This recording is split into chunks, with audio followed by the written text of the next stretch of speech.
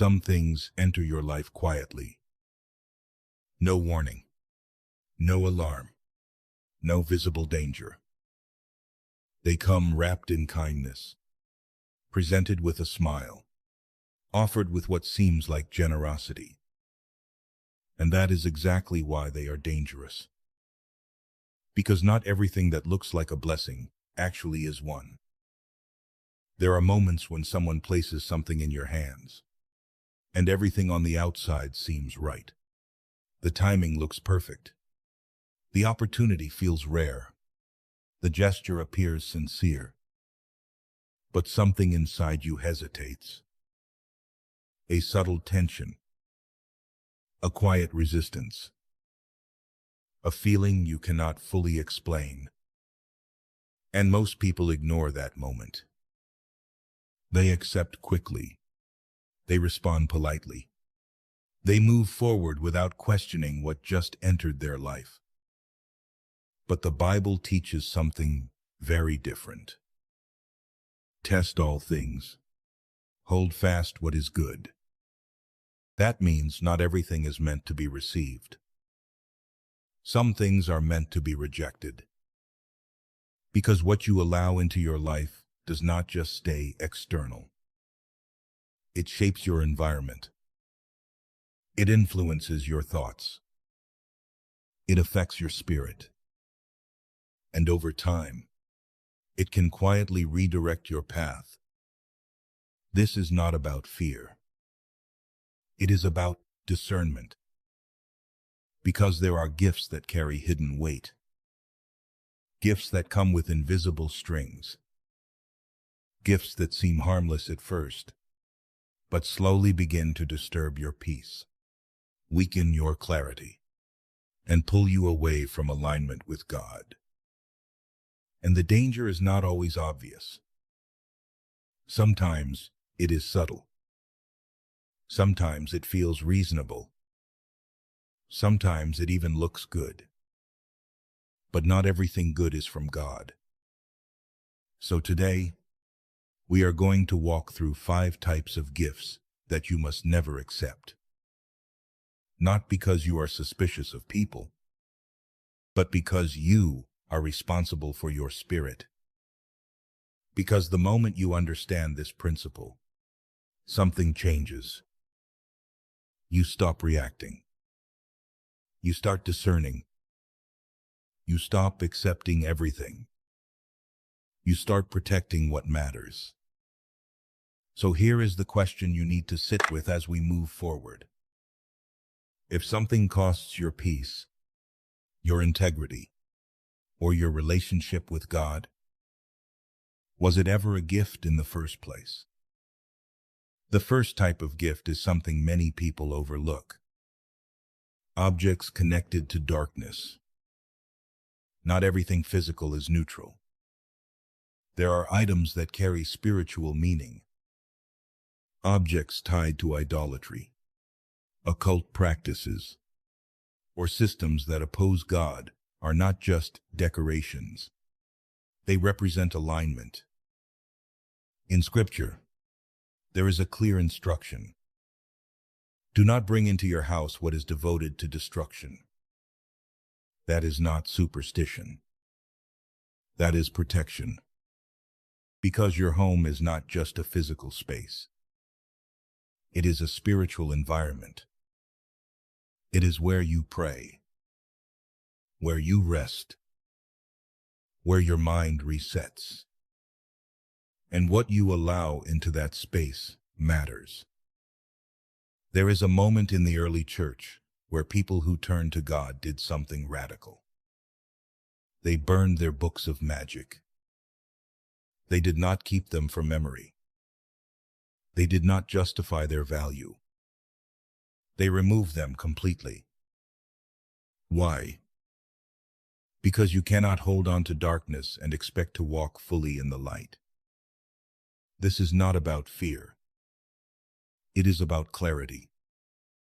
If something is clearly tied to practices that oppose God, it does not belong in your life. Even if it is expensive, even if it is rare, even if it was given with good intentions, because spiritual alignment matters more than material value. And protecting your environment is not extreme. It is wisdom. The second type of gift is more subtle, anything that steals your peace. There will be moments when something looks perfect on the surface. An opportunity, an invitation, a gift. Everything makes sense logically. But internally, something feels off.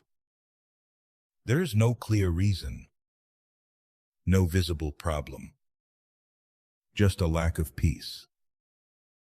And that is where most people make a mistake. They override that feeling. They ignore it to avoid awkwardness. But peace is not random. It is guidance. Scripture describes peace as something that rules your heart. Like a referee. It tells you when something is right and when something is not. So when peace withdraws, pay attention. You do not need to explain yourself. You do not need to justify your decision. You can simply decline. Because protecting your peace is not weakness. It is spiritual awareness. Now the third type of gift goes even deeper. Inherited things that carry a dark legacy. Not everything passed down is harmless. Some objects come from generations tied to confusion, rituals, or practices that do not align with truth. And while your identity is no longer tied to that past, what you keep can still affect your present. You are not obligated to preserve everything.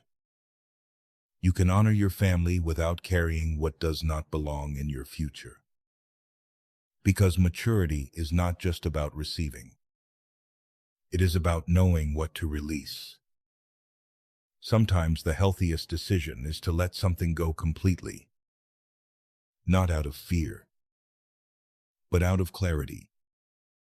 The fourth type of gift is dangerous in a different way.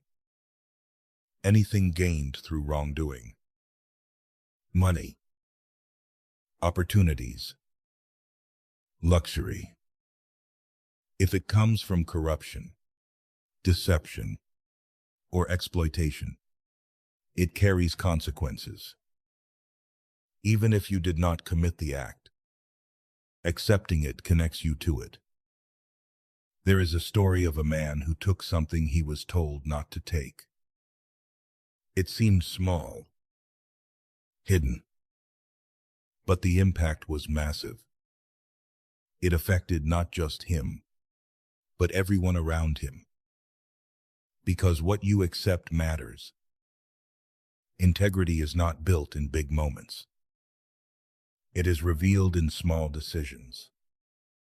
So when something comes from a source you know is wrong, the decision is simple. Walk away. Because temporary gain is never worth long-term cost. Now the fifth and final type of gift may be the most dangerous of all.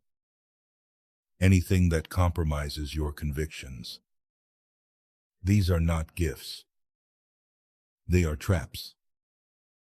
They come with conditions, unspoken expectations, hidden pressure. It may look like an opportunity, a promotion, access to something you have wanted, but it requires you to stay silent, to adjust your values, to lower your standards. And that is where everything is tested. Because not every offer is meant to be accepted. Even when it looks powerful. Even when it looks rare. There was a moment where everything was offered in exchange for one thing. Compromise. And the response was immediate. No negotiation. No hesitation. Because some things are not worth considering. your integrity, your soul, your relationship with God. Those are not negotiable. Conclusion. Not every gift is a blessing. That is the truth most people learn too late, because the danger is not always obvious. It does not always come with warning signs. Sometimes it comes wrapped in kindness. Sometimes it feels like an opportunity. Sometimes it looks like exactly what you needed. But what matters is not how it looks. It is what it carries. Because everything you accept shapes your life, your environment, your thinking, your direction. So wisdom is not just knowing what to receive. It is knowing what to reject. That is where protection begins. When you stop accepting everything automatically, when you pause, when you discern, when you choose alignment over convenience. Because God does not bless you with something that will slowly pull you away from Him. His blessings do not bring confusion. They do not bring hidden pressure. They do not require you to compromise who you are. So, as you move forward, remember this. You do not need to accept everything to be great. You do not need to say yes to be kind. And you do not need to explain your boundaries to protect your peace. Sometimes the most powerful decision you can make is simple. No. And when you choose that with clarity, you are not rejecting a gift. You are protecting your life. So the next time something is placed in your hands, pause, discern, and ask yourself one question. Does this bring me closer to God, or quietly pull me away?